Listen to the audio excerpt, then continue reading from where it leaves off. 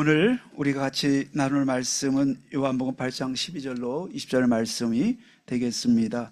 제목은 세상의 빛 그리스도입니다. 같이 우리 읽겠습니다. 시작. 세상의 빛 그리스도. 비행기를 타고 가다가 밤 비행기를 탈 때가 있습니다. 자주 있지요. 근데 이제 외국에서 한 지역에서 다른 지역으로 이동할 때 그런 경우들이 많이 있는데, 또 한국도 물론 마찬가지지만은 도시 지역을 지나갈 때면 하늘에서 쭉 보면 빛이 많이 보입니다. 특히 이제 김포공항 근처 와서 착륙하기 직전에 이게 내려다보면 굉장히 아름답습니다. 빛이 화려하고 그런 걸 볼 수가 있어요.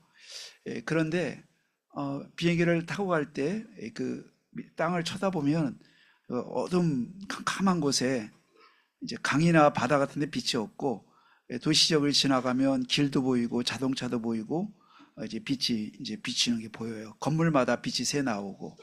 근데 가만히 보면은 그 빛이 그 특징이, 빛을 비추면 그 주위만 밝지 태양처럼 땅 떠서 모든 곳에 골고루 밝은 빛이 아니에요. 거기만 살짝 비쳐요. 그러니까 그걸 여러 개 해놓으니까 밝아 보이긴 하는데 여기 하나 여기 하나. 그래서 하늘에서 보면 거기만 밝지 그 다음부터 캄캄해요. 사람들이 만들어낸 빛이라는 게, 전기빛이라는 게 얼마나 약하고 희미한지를 하늘에서 보면 금방 알 수 있어요. 그러니까 그 비춘 데만 하나고 거기서 몇십 미터만 떨어져도 깜깜해져요. 그냥 밤하늘이 깜깜한 거예요. 그래서 생각하게 됩니다. 태양빛을 생각하게 돼요. 태양빛은 하나만 갖고 구석구석까지 환하게 열기도 붙이고, 그래서 생물을 살아나게도 만드는데, 사람이 만든 빛이라는 것은 캄캄한 밤에 그 앞에만 비추지 멀리까지 못 가고 그런 걸 보게 돼요. 그러니까 참 이 빛이 이렇게 차이가 있구나 하는 걸 생각하게 됩니다. 근데 이사야 60장 1절 2절에 보니까 하나님께서 말씀을 주시기를 캄캄함이 만민을 가려우고 어둠이 온 땅을 덮는다고 했어요. 그러니까 어둠이 온 땅을 덮는 거니까 캄캄해지는 거예요. 그런데 그때 여호와의 영광의 빛이 네 위에 임하였다 그랬죠. 자, 여호와의 영광을 아는 빛이 네 위에 임해서, 그러면서 하신 말씀이 일어나라 빛을 발하라 그랬어요. 이때 하나님께서 우리에게 말씀하신 일어나라 빛을 발하라 할 때 그거는 온 세상을 밝히는 빛이에요. 저 이걸 보면서 하나님께서 엄청난 말씀을 주신 거구나를 생각하게 돼요. 우리가 이런 조명도 있지만 하나님께서 우리에게 주는 빛은 조명빛이 아니고, 캄캄한 밤이 되면 몇 미터 못 비쳐요. 그 주위만 밝지 한 100m 가면 깜깜해집니다. 그런 빛을 말하는 게 아니고, 우리가 늘 읽고 늘 알고 있는 말씀처럼 보이지만 하나님이 여러분과 저에게 거시는 기대가 굉장히 크다는 것을 알 수가 있어요. 아예 온 세상 만민을 비추고 땅을 다 밝힐 만큼 밝은 빛을 비추라고 말씀하고 있는 거예요. 자, 그러므로 하나님께서 여러분과 저에게 기대하고 또 우리를 통해서 하시고자 하는 일이 얼마나 큰지를 알 수가 있어요. 마태복음 28장에도 너희는 가서 모든 민족으로 제자를 삼아. 왜 하나님이 그렇게 말씀하셨을까? 또 사도행전 1장 8절에 너희는 땅 끝까지 내 증인 될 것이다. 그냥 나를 믿고 행복하게 살아라 했으면 참 편할 뻔했는데, 하나님께서 땅 끝, 모든 민족, 만민, 그 다음에 온 땅 가만 놔두지 않으세요. 예수 믿는다는 것은 가만히 도 닦고 앉아있는 건 전혀 아닌 거예요. 그래서 예수 믿는 거는 종교 생활과는 천과 지가 차이가 나요. 천지 차이가 나는 거예요. 불교나 이런 거는 깨닫는 거거든요. 하는 거 아니에요.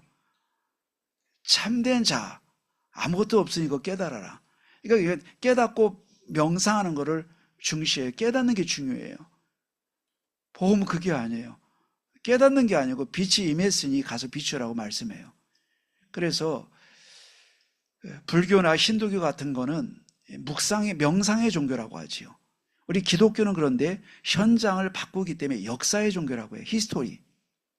그러니까 시간과 공간 속에 삶에 구체적으로 들어와서 그 삶의 현장 돌아서 하나님의 살아계심을 나타내는 것이 우리 기독교예요. 그러니까 하나님의 역사가 뭐 엄청난 말씀을 주신 게 아니고 홍해를 갈랐다, 요셉을 데리고 감옥에서 함께했고 또 왕궁에서 함께했고 죽을 때 함께했고 이스라엘 백성을 데리고 홍해를 건넜고 이스라엘과 함께 광야를 갔고 바벨론 포로 갔을 때 거기도 같이 있었고 돌아올 때 같이 행하셨고, 하나님은요 작업복을 입으신 하나님처럼 보여요. 항상 일하세요. 불교는 그거 아니에요. 깨달아라 가만히 앉아서. 예수 믿는 걸 불교식으로 믿는 분들이 신앙생활이 굉장히 힘든 거예요. 예수를 불교처럼 믿는 사람들은 아무것도 안 하길 원하지만 그게 아니에요. 역사의 한복판에서 하나 일하시거든요. 그래서 빛도 마찬가지예요.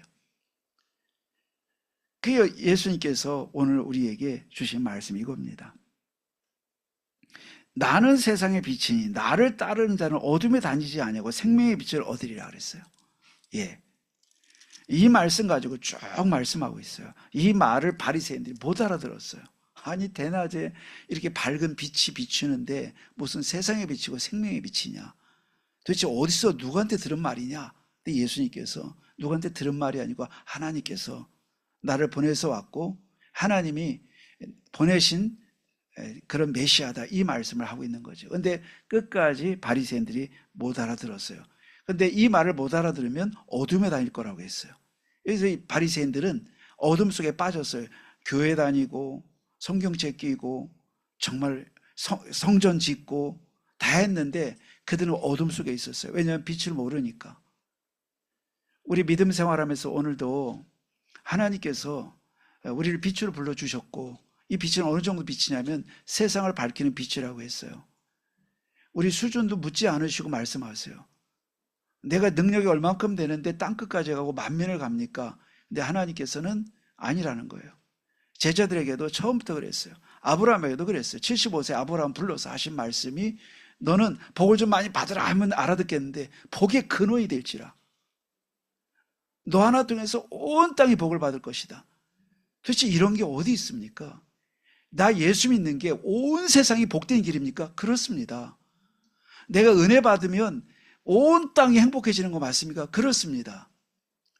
사단이 이거를 모르도록 계속 만드는 거예요. 내 수준을 자꾸 보게 하고 내 상황을 보게 하고 사람을 보게 하고 상황을 보게 해서 빛은커녕 어둠 속에 계속 다니게 하는데, 이 바리새인들이 그랬어요.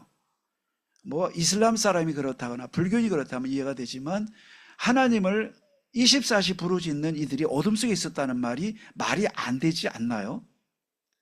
그런데 우리가 이 지금 복음을 받으면서 이 복음 받은 이 복음이 온 세상을 살리는 복음이 되게 있구나를 못 보면 그게 바로 어둠이라고 할 수 있어요. 하나님의 기대가 보통 큰 게, 그러면 우리가 자녀들에게 흘려주는 말도 이거 아니겠어요? 너 월급쟁이 되라 이렇게 말할 수 없어요. 가서 미용실 하나 잘 차리고, 가서 도서관 하나 잘 차리고, 회사 하나 잘 차리고, 가가지고 자동차 회사 하나 잘 설립하고, 반도체 회사 잘 차려가지고 잘 먹고 잘 살아라, 그런 게 아니에요. 내가 조그만 빵집을 해도 세계를 보고, 내가 자그마한 환경이랄지라도 온 땅을 보고 이렇게 말해주는 거지요. 근데 이것을 우리가 자꾸 익숙해져야 돼요. 근데 우리가 세상에 배운 것, 세상의 생각, 이런 것들이 우리를 가리고 있으니까, 고정관념이 있으니까 이 어법을 잘 서툴러요. 믿음의 말하는 법이 서투른 거예요. 하나님이 함께 하십니다. 같이 할까요? 하나님이 함께 하십니다. 이게 우리 인사가 돼야 돼요. 그래서 이것이 인사만이 아니고 나에게도 적용돼야 되는 거예요. 그래서 이게 계속돼야 돼요. 어떤 목사님이 항상 인사를 잘하세요. 나이가 저와 똑같은 분인데, 친구인데, 저를 볼 때마다 하는 복받은 우리 오승 목사님 만나서 반갑습니다. 목사님 만나서 내가 오늘 좋은 일이 일어날 것 같습니다. 막 그래요. 처음에는 웃겼는데 그분의 어법이에요. 그게 이상하게 느끼지만 그게 정상이에요. 사실 원래 그게 맞는 거예요. 우리 하도 세상살이 살다가 거기 생각 보고 들은 거에 얘기하는 거예요. 성경대로 믿고 성경대로 가르침을 받아야 되는데 우리가 세상에 더 많이 배웠단 말이에요. 그래서 오늘 예수님께서 제목을 주시면서 세상의 빛 그리스도, 그러니 그 빛을 받은 우리가 또 얼마나 큰 축복 받았는지를 말씀해 주시려고 하는 거예요. 성경에서 이 빛은 오늘 말씀해 보니까 단순한 지식이 아니고 생명의 빛이라고 했어요. 생명이에요. 태양이 밝기만 한 게 아니고 생명이 살아나게 하잖아요. 이 태양이 조금만 안 떠도 막 냉해가 닥쳐가지고 곡식들이 못 자라요. 그러니까 빛이면서 생명이면서 같이 들어있어요. 또 예수님은 빛을 비추는 분만이 아니고 빛 자체세요. 오늘 이 말씀을 보면서 세 가지를 말씀드립니다. 첫째는 그리스도는 세상의 빛이시다라는 것입니다. 12절입니다. 오늘 그대로예요. 예수께서 또 말씀하여 이르시되 나는 세상의 빛이니 나를 따르는 자는 어둠에 다니지 아니하고 생명의 빛을 얻으리라 말씀하고 있습니다. 나는 세상의 빛이다 라고 할 때 예수님은 세상의 빛인데 요한복음 1장 1절로 11절에 세상이면 참 빛이다 이러면 참된 빛이다 그랬어요. 그리고 그 참 빛인데 그분이 생명이기도 하고요. 창세기 1장 태초에 천지를 창조하시니라 빛이 있으라 하심에 빛이 있었고 빛이 창조되고 나서 그 다음에 온 땅이 밝아지기 시작했어요. 네, 창조의 빛이기도 해요. 그래서 모든 것을 없는 걸 있게 하는 능력이 바로 빛이에요. 그래서 그리스도는 누구냐? 빛입니다. 우리가 그리스도를 붙잡을 때 창조의 능력이 생기고 생명이 우리에게 나타나기 시작하는 거예요. 또 이 빛은 구원의 빛이라고 했어요. 그래서 이 빛을 맞는 사람마다 죄, 사단, 지옥에서 해방되는 거예요. 그래서 아까도 말씀드렸지만 태양이 하나가 뜨면 뭐라고 할 것도 없어요. 온 천지가 그냥 다 밝아져요. 사막도 밝히고 대여성도 밝히고 태평양도 밝히고 사람 없는 것도 밝히고 사람이 안 쳐다보는 장소도 밝히고. 그래서 사람이 만든 빛은요, 그거 딱 비추고 그 다음 깜깜해요. 밤이 되면 빛이 비춰지지만 대한항공에서 내려다보면 아름답게 반짝이긴 하지만 전체 분위기는 깜깜해요. 고기만 땅바닥만 반짝반짝하지 전체는 깜깜해요. 태양이 없으면 깜깜해요. 오늘 그리스도는 뭐라고 했냐면 세상의 빛이다. 같이 할 거예요. 세상의 빛. 세상이라는 건 온 우주 삼라만상을 전부 밝히고 살리고 또 회복시키는 빛이다. 이 뜻이 들어있어요. 저 그래서 오늘 말씀을 이렇게 묵상하면서 참 세상의 빛이라는, 사람들이 만든 빛이라는 건 이렇게 어둠을 이기지 못하는구나. 거기는 반짝이지. 다 깜깜해요. 밤은 깜깜한 겁니다. 여러분, 태양을 켜고 뭐 다 해놔도 깜깜해요, 밤은요. 네, 거기만 밝은 거예요. 근데 하나님은 오늘 예수님을 가리켜서 세상의 빛이라고 했어요. 예. 우리가 그 태양빛이 얼마나 강한지 과학자들이 조사를 다 해봤어요. 근데 매 초마다 우리 지구에 빡 하고 빛을 비칠 때 에너지가 발생하는데,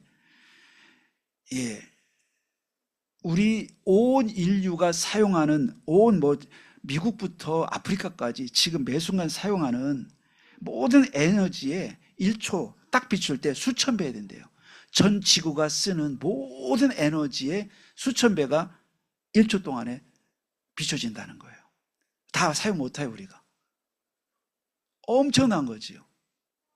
그러니까 1초만 비추면, 우리 인류의 이 문명을 밝힐 수 있는 수천 배 에너지가 나온다는 거예요. 그 정도 큰 거예요. 그래서 1시간 태양빛을 비춰서 생기는 에너지를 보니까 1년간 쓰는 에너지래요. 온 인류 237 나라가 전체 쓰는 에너지 다 합친 거 1년 한 개, 태양이 딱 1시간 비추면 그 정도 된대요. 얼마나 큰 거예요. 그래서 태양빛과 사람이 만든 빛을 비추면 생각해 보면, 근데 바로 하나님은, 예수님은 태양빛이도 아니라는 거예요. 빛 자체라는 거예요. 그래서 오늘 예수님을 믿고 붙잡는 사람은 무조건 살아날 줄 믿습니다. 그래서 그 예수님을 듣고 믿고 반복하는 사람은 결국 생명도 살고 또 능력도 생겨나고 회복이 시작되는 거예요. 여기서 멀어지면 사람 깜깜해지는 거예요. 그러면서 예수님이 하신 말씀이 나를 따르는 자는 어둠에 다니지 아니하고 생명의 빛을 얻으리라 그랬어요. 나를 따르는 자라고 했어요. 자, 우리는 그래서 단순히 우리가 예수님이 그리스도구나를 아는 걸 넘어서 예수님을 따라가야 된다라고 하는 거예요. 그럴 때 엄청난 하나님께서 힘을 우리에게 주신다라고 하는 거예요. 우리는 구경꾼이 아니고 빛을 따라가는 사람이에요. 그러면 우리가 말씀을 따라가고 빛을 따라간다는 것은 다른 것이 아니고 우리 생각의 기준, 또 판단의 기준, 결정의 기준이 결국 그리스도요 말씀이 되는 것을 가리켜요. 이게 우리의 빛입니다. 우리가 사업을 하면서 많이 생각하다 했다. 그게 어둠이에요.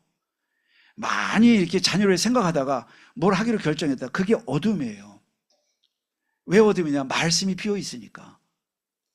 그러니까 지금 믿음은 딱 하나인데 평생에 걸쳐서 믿음의 옷을 걸치는 건데 우리가 보고 듣고 생각하는 것을 태어난 그대로 경험한 대로 보지 않고 하나님 주신 말씀을 따라 해석하고 판단하고 결정하는 것을 배우는 게 믿음 전체예요. 그래서 우리가 매일 아침 일어나서 오늘의 말씀, 오늘의 기도, 오늘의 전도를 하는 것은 그만큼 내가 오늘 내 마음대로 안 살겠다는 결심이에요. 내 생각대로 안 살겠다. 내 감정대로 살지 않겠다. 뭐다? 빛 대신 말씀을 따라가겠다. 그 뜻이에요. 부부싸움이 왜 나요? 내 마음대로 살 때 나는 거예요. 내가 볼 때 틀렸으니까. 부인이 틀린 거 내가 볼 때.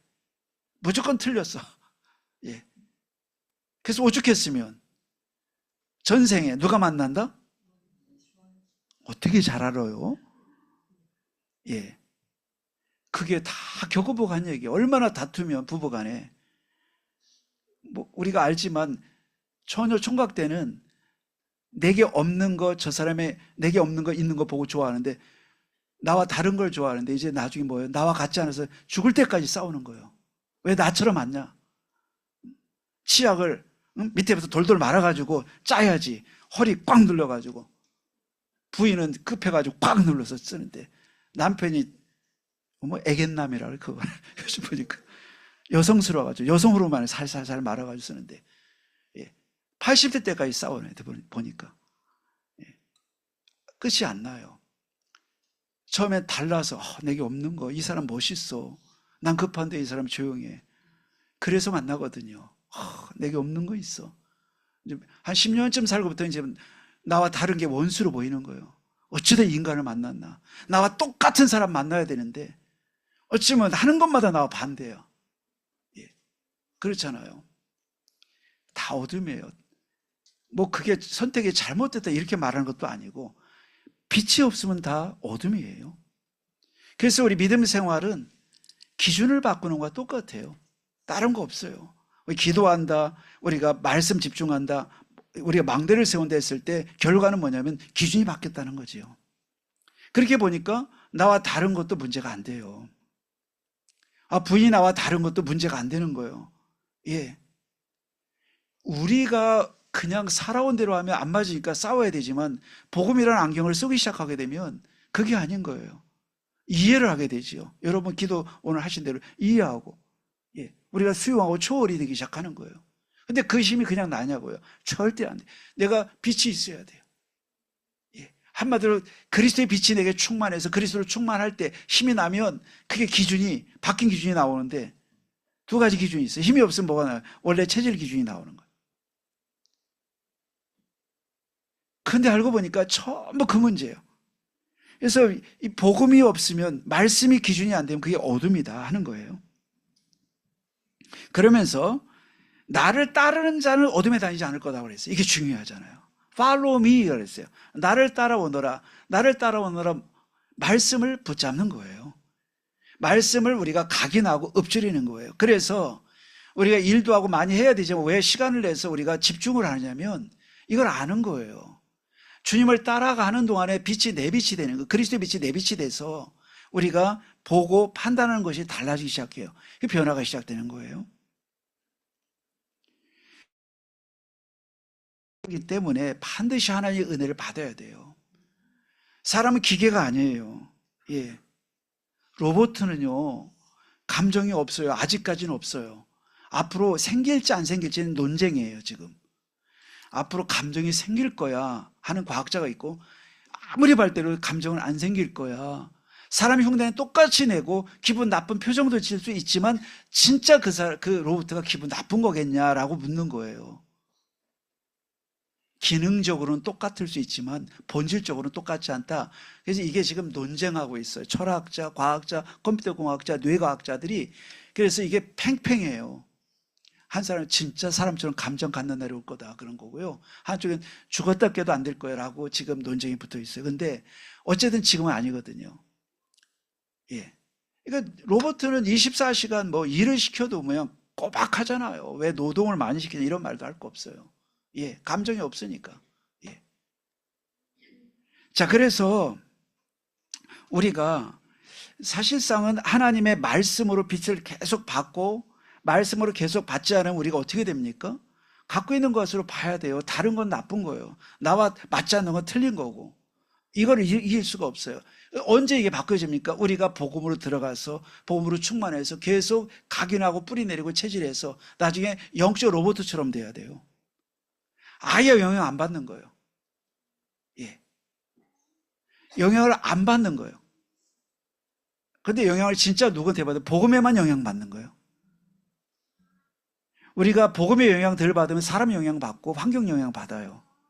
그러나 내가 복음 영향을 계속 집중으로 받으면 사람 영향, 그 다음에 세상 영향 안 받아요. 성경에 보면 예수님께서, 하나님께서 결혼을 시키면서 남편에게 하는 말이 부모를 떠나서 아내와 한 몸을 이루지라, 이런 말씀이 있어요. 네. 사실 부모를 떠난다는 건 뭐 효도하지 말라 이런 뜻이 아니고, 부모의 관계를 이상하게 뭐 마음대로 해라 그런 뜻이 아니고 정상 다 하는데 중요한 의미가 있어요. 결혼하는 그 순간 새로운 가정이 탄생해요. 그래서 육신의 부모로부터 이제는 우리 가정의 진짜 참 부모는 하나님이다를 선언하는 시간이 결혼식이에요. 그래서 일단 결혼하면 간섭 끝해야 돼요. 결혼했는데 계속 따라다니면서 간섭하는, 이거는 안 맞는 거예요. 그래서 결혼은 굉장히 중요해요. 한 가문의 시작인데 진짜 아버지 밑으로 들어가서 한 가정을 시작한다는 뜻이 들어있어요. 그래서 부모를 떠나라는 거, 그건 공간적인 분리를 뜻하는 것만은 아니고 이런 영적 독립을 가리켜요. 왜 영적 독립이 언제예요? 하나님에 집중할 때 영적 독립이 와요. 내가 복음에 집중할 때 상황에서 독립이 되고, 내가 말씀에 집중할 때 문제에서 독립이 되기 시작해요. 이게 승리하는 길이에요. 사람이 훌륭하지 못해서 믿음이 안 생기거나 사람이 훌륭해서 믿음에 성공하나 그런 건 절대 아니에요. 복음이 영적 로봇가 되는 거죠. 비유한 거래요. 좀 비유가 그런데 영적으로 내가 복음을 세워지고 각인되고 망대가 쓰면은 그때부터 사람의 또 환경의 영향을 덜 받게 되고 안 받기 시작하는 거예요. 그래야만 우리는 어떻게 될 수 있어요? 객관적으로 모든 걸 할 수가 있어요. 예. 시편 119편 105절에 하나님 말씀은 내 발의 등이요 내 길의 빛이라고 말씀합니다. 그렇습니다. 하나님 말씀은요, 내 발, 내 길의 등이요 빛이라고 말씀해요. 말씀이 없는 게 어둠이고 말씀이 없는 생각이 어둠이에요. 그래서 믿음 생활은 복잡한 게 결코 아니고요, 오늘 내 생각을 바꿔 끼는 건데, 칩을 바꿔 끼듯이 이제 지금까지 내가 뭐 공부하고 경험하고 많이 살아온 것을 내려놓고 하나님 말씀이란 칩을 새로 씹어넣어서 말씀을 갖고 내가 세상을 다시 보기로 했다. 이게 바로 믿음이거든요. 아브라함이 75세에 부름받았을 때 이거 빼는 시간이 오래 걸렸어요. 아브라함이 결심하고 결단은 순간이기 때문에 되는데, 일만 생기고 문제가 생기면 아브라함이 옛날 생각하는 거예요. 먹을 게 없으니까 그래 하나님 책임질 거야. 이게 안 되는 거예요. 먹을 게 없으니까 하나님 책임져요. 그래도 우리 언약의 방향을 가잖아. 이렇게 나가야 되는데 안 돼요. 어떻게 해요? 애굽으로 내려가요. 애굽으로 내려가서 뭐 많은 문제를 갖고 올라옵니다. 또 자녀 준다고 약속했는데 하나님 약속은 절대 언약 성취될 거야. 여보 걱정하지 마. 오히려 더 성령 충만 받도록 집중하자. 이래야 되는데 두 부부가 한 몸 하나가 돼가지고 딱 한 패가 돼가지고요. 그래. 그래서 첩을 하나 드리자. 그래서 하갈을 데려다가 낳은 게 이스마엘이에요. 아브라함이 복의 근원도 맞는데 이 바꿔 끼워지지 않는 거예요. 10년 지나도 그걸 계속 반복하고 있어요. 그러니까 이게 계속 우리가 어둠에 다니지 않는다는데, 이거 바꿔 끼면 어둠에 다니지 않는데, 분명히 복의 근원 맞고 하나님 자녀 맞고 그 메시아를 올 조상 맞고 믿음의 조상 될 사람 맞고 그렇게 될 거예요. 그런데 불구하고 이게 안 바꿔지니까 자꾸 불신자, 바벨론에 살던 그 습관을 그대로 갖고 계속 반복하잖아요. 이게 자꾸 사건을 겪고 문제를 겪고 가면서 점점점 깨달아가면서 나중에 체질과 각인이 바뀌어졌어요. 오늘 이거를 그래서 사건을 겪고 바꿔가는 거 잘하는 거지만, 그 전에 말씀 미리 받고 말씀 미리 붙잡고 말씀 미리 묵상하고 말씀 미리 집중할 때 사건을 겪고 바꾸는 게 아니고 바뀌어지는 것입니다. 오늘 그래서 우리가 보통은 안 바꾸면 어떻게 돼요? 사고 나서 바꿔요. 내가 삶 집중을 안 하면 사고 나고 문제 오고 부부 갈등 오고, 지금 너무 여보 너무 좋아하지만 그게 이제 며칠 못 가는 거예요. 예, 경험자는 말한다. 모든 기혼자들은 다 알고 있어요. 근데 언제 그게 넘어갈 수 있냐? 내가 성령 충만하지 않으면 전생에 부부였구나 이렇게 되는 거예요. 아이고, 전생에 원수가 부부라는데 아니야, 전생에 부부였나, 이렇게 잘 맞을 수가 없어, 이렇게 되는 거예요. 그냥 육신적으로 잘 맞는 게 아니고 영적으로 소통이 된다, 이 뜻이죠. 그래서 사람은 영적 존재이기 때문에 반드시 바로 힘을 얻고 은혜를 받아야 돼요. 그래야 빛이 생겨요. 그래서 이 빛이 임하고 힘이 생기면, 그리스도의 빛이 우리에 임하기 시작하게 되면 어떤 게 돼요? 회복이 시작돼요. 개인이 살고 가문이 살고 현장까지 확장돼 가요. 그래서 태양빛은 온 지구를 밝히듯이 그리스도의 빛은 온 지구를 밝히는 걸 넘어서 내 영혼 깊은 곳, 내 가문 깊은 곳을 밝히고 내 영적 문제 깊은 곳을 밝혀서 모든 것을 회복시키는 능력이 되는 것입니다. 이사야 60장 1절 2절에 여호와의 영광의 빛이 내 위에 임하였느니 곧 여러분과 제 안에 임한 줄 믿습니다. 이걸 이제 믿음으로 받아들이고 누리는 게 중요해요. 그래서 내 안에 빛의 망대가 서지 않으면 어둠에 바로 반응하며 살게 돼 있어요. 네, 여러분이 성격이 나쁘신 게 아닙니다. 뭐 사람 차이 있겠지만 그게 본질이 아니에요. 성격도 아니고 인격도 아니에요. 다 필요하지만 본질이 그거 아니라는 거예요. 성격도 인격도 실력도 중요하지만 절대 본질은 아니에요. 이거 알아야 돼요. 목사님이 성격도 필요 없단다, 뭐 인격도 필요 없단다, 실력도 필요 없단다, 그 말도 아니에요. 중요해요. 그러나 본질은 아니에요. 이 두 가지 같이 알아야 돼요. 중요하지만 사랑이 필요하니까. 그러나 본질이 아니에요. 그걸 다 갖췄을지라도 다시 시작해야 된다, 그 뜻이에요. 뭐냐? 말씀의 빛이 들어와야 돼요. 예. 그래서 우리가 말씀을 집중하는 것입니다. 삼직을 집중하는 거예요. 그리스도, 선지자, 제사장, 왕을 집중하는 거예요. 예. 구원의 길을 집중하는 거예요. 예. 그럴 때 힘을 얻고 치유되고 회복되기 시작할 줄 믿습니다. 오늘 세상의 빛 대신 그리스도가 세상의 빛이지만 내 가정, 개인, 가문 모든 걸 살리는 빛인 줄 믿습니다. 집중해요. 두 번째입니다. 그리스도가 세상을 비추는 빛이 맞는데 반대도 있어요.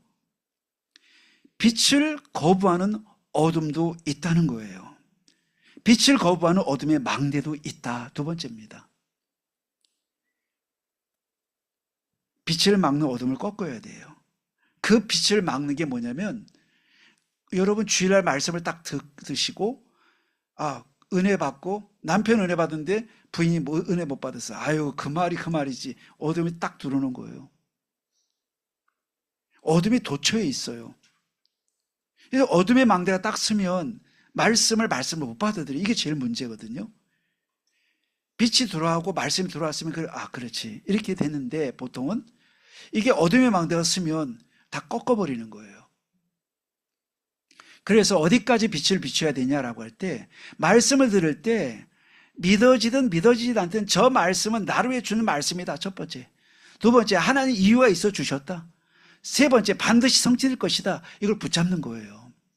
골라서 비추면 여러분 그릇밖에 안 돼. 우리 그릇밖에 안 되는 거예요.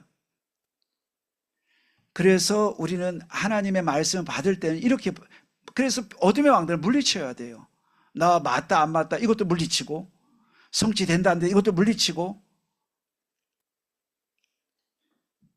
우리의 각인되고 뿌리내리고 체질된 것들이 어둠의 망대 역할을 할 수가 있어요. 내가 영적으로 힘이 없으면 이런 것들이 나오기 시작합니다.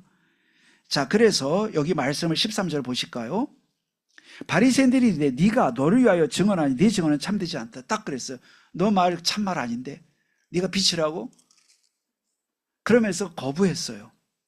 14절 예수께서 대답하여 이르시되 내가 나를 위하여 증언하여도 내 증언이 참되니 나는 내가 어디서 오며 어디로 가는 것을 알거니와 너희는 내가 어디서 오며 어디로 가는지 알지 못한다 그랬어요.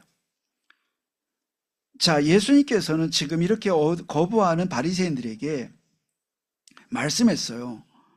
육신적으로 판단하는 거죠. 예수님이 어떻게 저렇게 빛이 될 수 있냐, 말이 안 된다라고 했어요.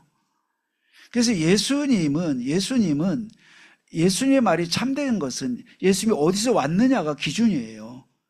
자, 어디서 와서 어디로 갔는지 너희들은 알지 못한다. 어디서 오셨을까요? 하나님에게서 오신 거예요. 또 어디로 가는지 알지 못, 다시 하나님께 돌아가시는 분이세요. 그래서 창세전부터 계신 그리스도요, 성육신 그리스도요, 부활하신 그리스도요, 다시 승천하신 그리스도가 되셔서 심판주로 오실 그리스도요, 또 재림주로 오실 그리스도가 되시는 것입니다. 그래서 이 그리스도의 말씀 붙잡는 것이 우리가 사는 길이에요. 그래서 우리가 그리스도의 말씀은 귀를 열고 집중해야 돼요. 그런데 이 그리스도를 우리가 들으면서 은혜 받는 순간이 어디겠습니까? 어렸을 때 예수님을 체험한 시간이 있었어요. 중학생 때. 근데 그 전까지 예수님을 저 체험한 적이 없어요. 교회를 다녔는데 그냥 교회 당연히 다니는 걸로 알고 있었어요. 교회 가서 뭐 연보 10원씩 주셨어요. 그 당시에 50년 전, 50년 넘었네. 10원씩 주일날 헌금하고 그다음에 뭐 구역 예배 또 잘 따라다니고 그리고서는 수련회 뭐 이러고 열심히 참석을 했는데 하나님 나의 하나님이다 이런 게 한 개도 없어요. 그냥 원래 그게 당연한 걸로 알았어요. 뭐가 문제인지도 몰라요. 그냥 교회 다니는 거지만 교회 가면 그냥 행사한다 이런 거 알지. 혹시 그런 분이 계시다면 오늘 제가 변한 것처럼 변하면 좋겠어요. 자, 그러니까 그게 뭐 그냥 여기 돌멩이가 하나 있어요. 이렇게 막 돌멩이를 물속에 집어넣으면 물속에 오래 있다고 돌멩이 속까지 물이 안 들어가요. 우리 마음이 그러면 큰일 나는 거잖아요. 10년 동안 담궈놨어 그냥. 복음 듣고 뭐 했는데 안 들어가. 깨보면 그냥 돌은 돌이야. 큰일 나는 거죠. 이게 바리새인이 그랬단 말이에요. 저도 그런 거예요. 아니 어려서부터 교회 다니고 뭐 열심히 다니고 수요 예배 다니고 그때도 수요 예배 있었어요. 오후 예배 있었어요. 그럼 가면 꼭 분유 타주고 막 그랬거든요. 그 교회 생활은 내 삶 전체였던 거예요. 그냥 아예 집이 교회 안에 있기도 했어요. 그냥 저희 집이. 그러니까 교회가 곧 삶이고 삶이 교회고 지금까지 평생 그렇게 살아왔는데 그런데도 하나님이 내 하나님 이 생각 안 드는 거예요.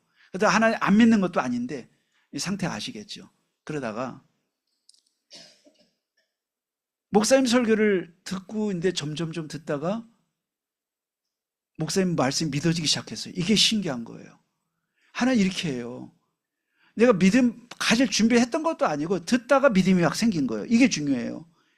내가 열심히 준비했더니 은혜 주셨다. 이것도 좋은데 까부는 거 똑같이 까불고 있는데 말씀이 어느 순간에 들려오기 시작하는 거가 하나님이 택하신 거지요. 난 준비도 안 됐다고 했는데 상관없어. 하나님 어느 날 오는 거예요. 마치 뭐 사도 바울을 하나님 갑자기 꺾어서 변화시키듯이 갑자기 어느 순간에 말씀 듣는 중에 이게 오는 거예요. 와서 그때 나 하나님을 진짜로 믿겠다는 생각이 들더라고요. 선생님 말을 들은 것도 아니고 뭐 목사님이 해준 것도 아니고 엄마가 그 말을 하는 것도 아니고 제가 혼자 스스로 중학교 2학년 때인데 하나님을 위해서 나 살아야겠다는 생각이 진짜 드는 거예요. 근데 왜 그 생각이 들었겠어요? 첫째 하나님 은혜지만 제 나름대로 원인을 생각해 봤어요. 그때는 분석을 못했지만 지금 분석이 돼요. 사랑을 갈구하고 있던 거예요. 어린 나이지만 인생이 참 행복하지 않았어요. 행복하지 않았어요. 뭘 해도 행복할 수 없다는 생각이 어린 나이지만 있었어요. 어리지만 말을 표현 못하지 상태는 있는 거잖아요. 그래서 제가 뭘 해도 불안하고 뭘 해도 행복하지 않더라고요. 그런데 예수님 말씀을 듣고 예수 그리스도를 믿는 순간에 그 불안과 불편했던 마음이 다 사라지고 내 마음에 기쁨이 오는 거예요. 아, 그러면 이분을 위해서 내 인생을 드려야지. 그래서 목사가 되겠다고 결심을 했거든요. 그 말은 오늘 내 인생의 문제를 실제로 보는 사람이 나 진짜 행복하지 않다, 이거 보는 사람에게 복음이 빨리 들어가요. 그리고 그 사람이 정확히 그리스도가 확인돼요. 그래서 말씀했어요. 예, 배부른 자에겐 꿀도 싫다고 한다고 그랬어요. 배고픈 자에게는요, 쓴 것도 달다고 하는데 꿀을 줘도 따라가면서 꿀이야 꿀이야 해도 싫어 한다는 거예요.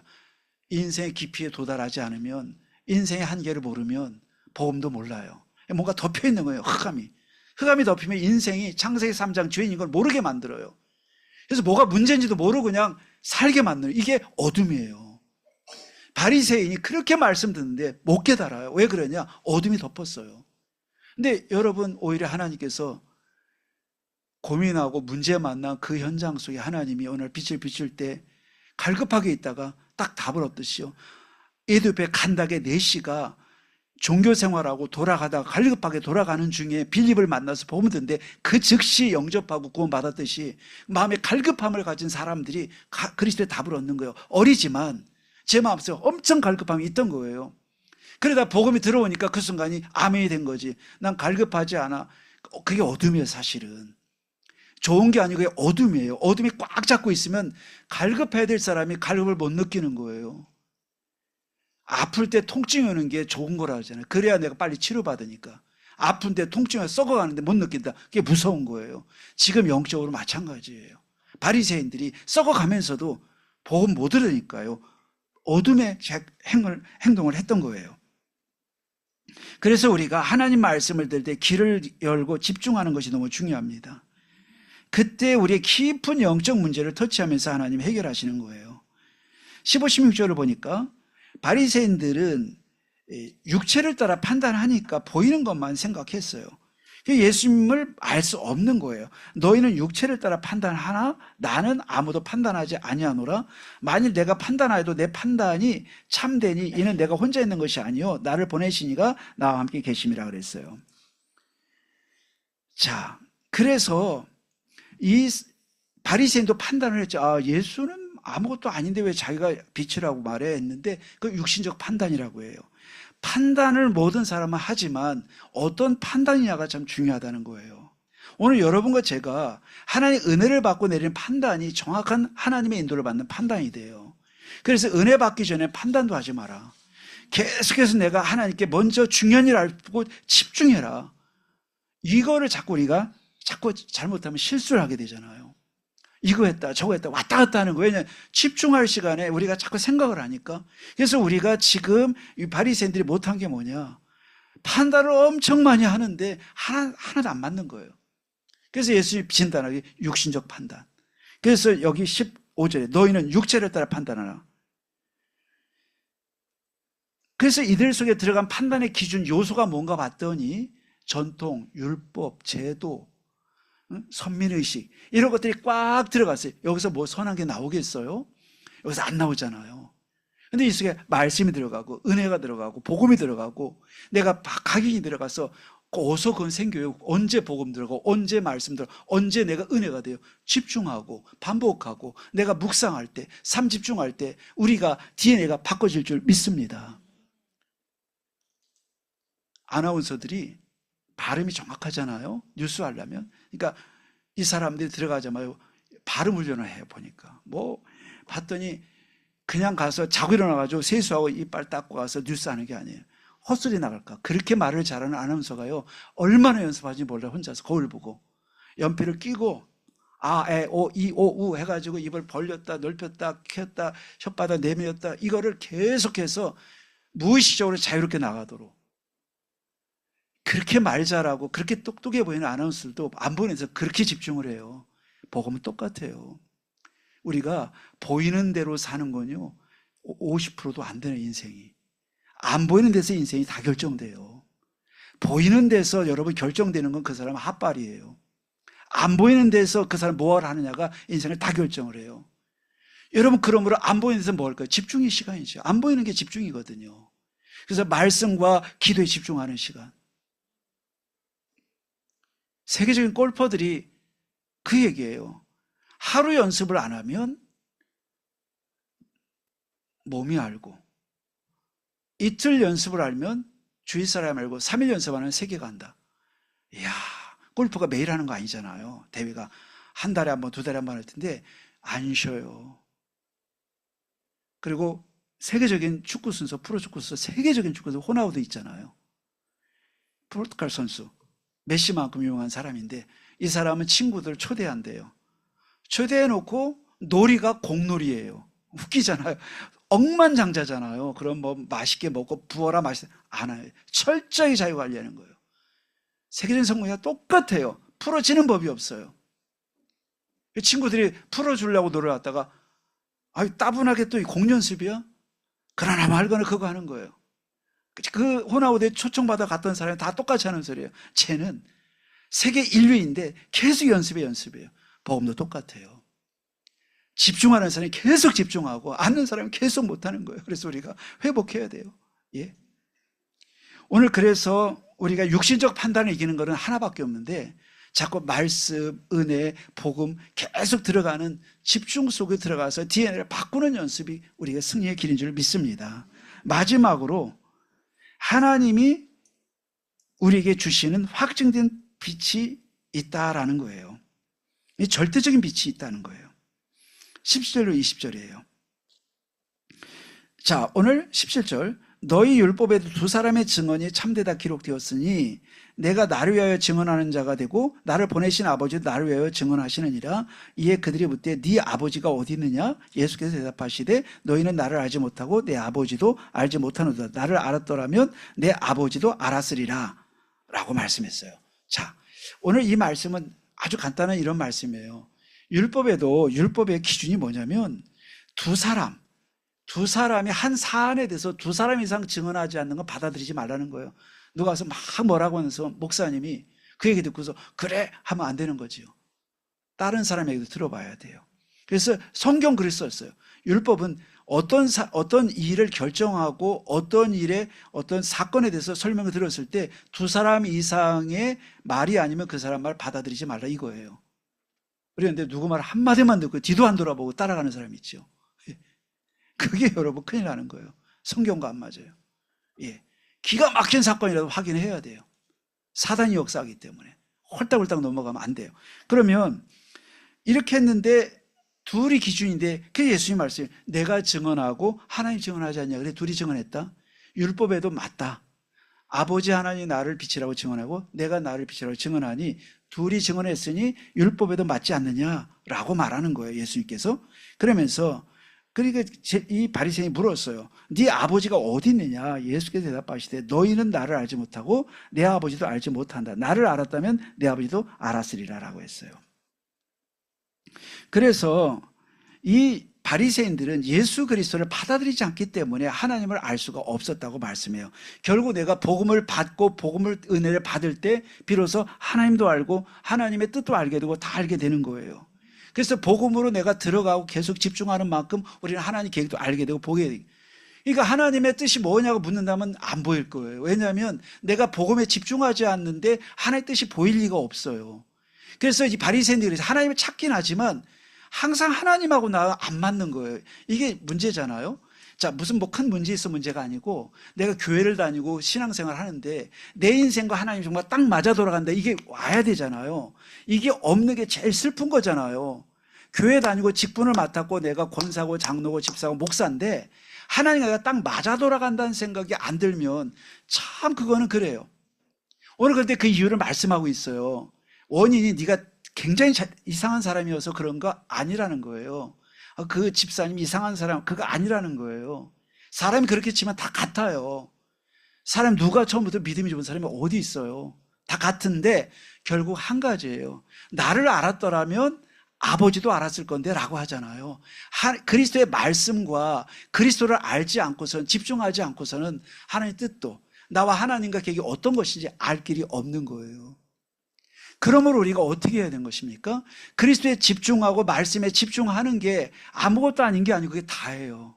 그래서 우리 집사님, 권사님들이 하나님 말씀을 듣고 또 집중하고 또 반복하고 묵상을 하잖아요. 또 리스트를 쓰기도 하잖아요. 구원의 길도 그리잖아요. 이게 아무것도 아닙니까? 뭐 에브리띵입니다. 이것이 없으면 하나님의 뜻을 그 사람이 알 수가 없어요. 알려줘도 못 깨달아요. 바리새인이 그랬어요. 그리스도를 계속 놓치고 있으니까 예수님이 와서 내가 빛이다, 내가 세상의 빛이다, 아버지가 보냈대도 다 안 들어와요. 근데 이 그리스도를 받아들이는 사람은 그 순간 빛이 임하면서 그리스도가 내게 오는 만큼 하나님의 뜻이 보이고 하나님의 계획이 보이고 우리 가정에 대한 하나님의 뜻이 이해가 되고, 할렐루야. 그러므로 문제를 보면서 하나님의 계획을 보게 돼요.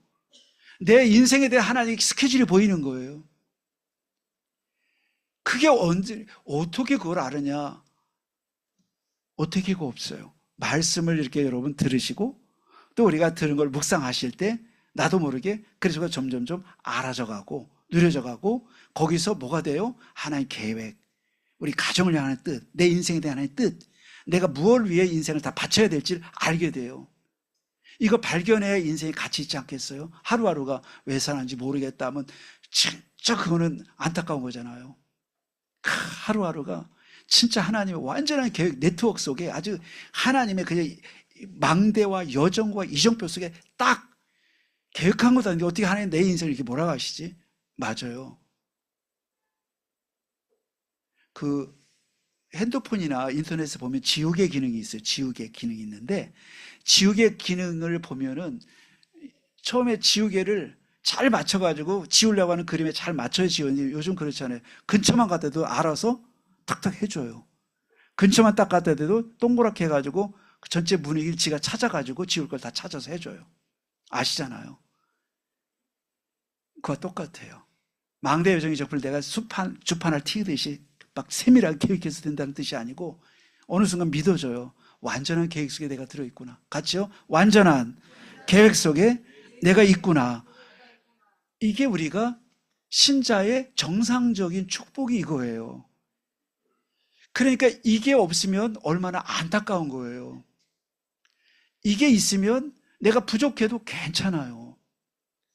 그러니까 어느 날 하나님이 그 지우개 기능처럼요, 내가 말씀에 집중하고 가는데 엉성한 것 같은데 부족하니까 우리가 그래서 말씀에 집중하고 부족한 거 많이 있는데 어느 하나님의 은혜가 주어지면 내 인생에 딱 맞춘 것처럼 딱딱딱딱 인도해 가셔서 우리를 완전하게 인도해 가시는데 그걸 뭐라고 그래요? 절대적 시간표라고 해요. 하나님의 시간표가 내 걸음에 드디어 나타나요. 저건 전도자가 늘 하던 말인데 그냥 귀에 박히도록 들었던 말인데 이제 이게 그게 아니고 내 말이구나. 이게 보기 시작해요. 근데 어떻게 해요? 사람이 훌륭하냐 아니냐 그건 기준 아닙니다. 오늘부터는 그거 잊으셔도 돼요. 나 부족한 게 많은데 그거 잊으셔도 돼요. 응? 나는 갖춘 게 없는데 그것도 잊어도 돼요. 절대 조건 아니에요. 집중하는 성도님들에게 하나님 주신 여러분 재능과 기능과 이런 건요 함께 다 살아나게 돼 있어요. 그래서 문제는 기능과 능력이 아니고 하나님께 집중이 중요해요. 오늘 말씀 다시 보실까요? 이게 전 제일 중요하다고 봐요. 뭐라고 했냐면 19절에 있잖아요. 너희는 나를 알지 못하고, 이게 이런 소리 들으면 안 돼요. 김 집사야, 넌 나를 몰라. 이러면 큰일 나는 거잖아요. 너희를 알지 못하고 내 아버지도 알지 못하는도다. 왜 아버지를 모르냐면 나를 알았다면 아버지도 알았을 거야. 그리스도가 되기만 한다면 모든 게 될 거야. 이 말과 똑같아요. 할렐루야. 그 여러분 얼마나 감사해요. 서울대학 가려면요 공부 엄청 해도 보증이 안 돼요. 시험 잘 봐요. 그 당일날. 하버드 가려고 또 공인회사 보려도 그래요. 그 다음에 사법고시 보려도 그래요. 아무리 공부해도 그날 또 컨디션 좋아야 돼요. 긴장할 게 많아요. 근데 복음은 긴장할 게 한 개도 없어요. 너무 쉬워요. 말씀을 듣는 것이요, 말씀을 묵상하는 것이요.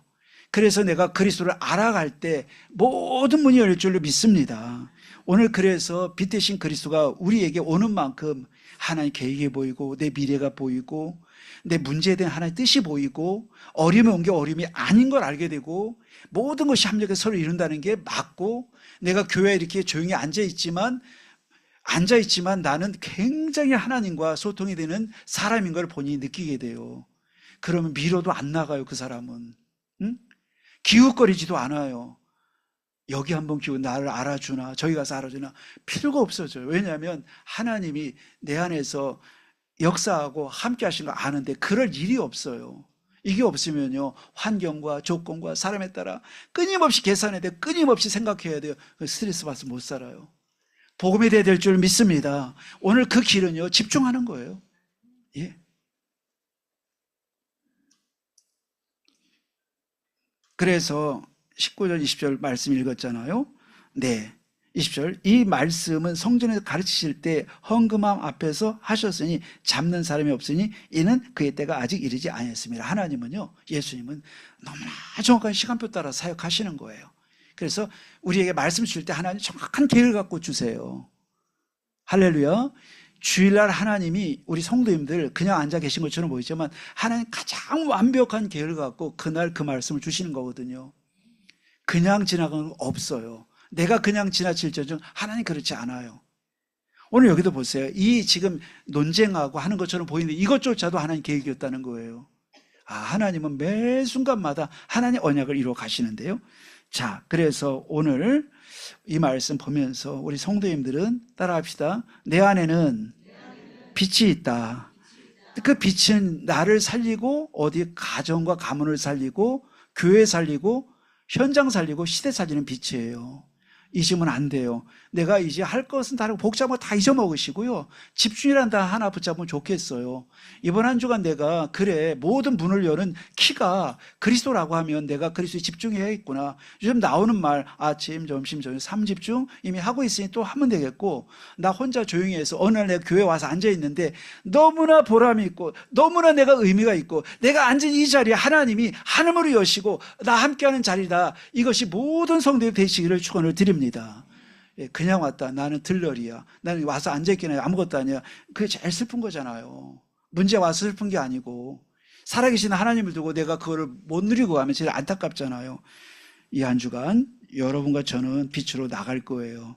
이제 세상의 빛으로 나갈 거고 또 할 것이기 때문에 이 한 주간 여러분들 우리 안에 하나님 망대 세우는 집중을 통해서 이 오늘 말씀이 그대로 성취가 돼서 성도의 걸음걸음 속에 의미가 찾아지고 망대가 세워지고 가정도 현장도 여러분 미래도 다 살아나는 한 주간 되시기를 주의 이름으로 축원을 드립니다. 하나님께 감사드립니다. 창조의 빛이요 생명의 빛 되신 그리스도로 충만케 하사 하나님의 뜻이 보이고 하나님 계획이 보이고 내 미래가 보이고 내 달란트와 내 업의 미래가 다 보이게 하여 주옵소서. 예배할 때마다 내가 정말 가장 복된 이 순간에 와 있구나. 이 체험이 우리 성도님들 모두에게 있도록 축복하여 주옵소서. 예수 그리스도 이름으로 기도하옵나이다. 아멘.